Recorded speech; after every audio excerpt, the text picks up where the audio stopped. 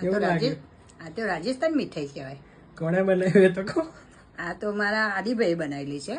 ના, મદદ પાવલા આંટીથી બનાવેલું છે આપણે મીઠાઈ. પણ સરસ બને સરસ થઈ ને? છે. જો રાજસ્થાની મીઠાઈ છે, અમને સરસ લાગી. તો આજે મેં શીખ્યો મગની દાળનો શીરો. રાજસ્થાની આઈટમ છે, રાજસ્થાની આઈટમ છે અને સરસ છે, સરસ છે. બધાને ભાવે એવી છે.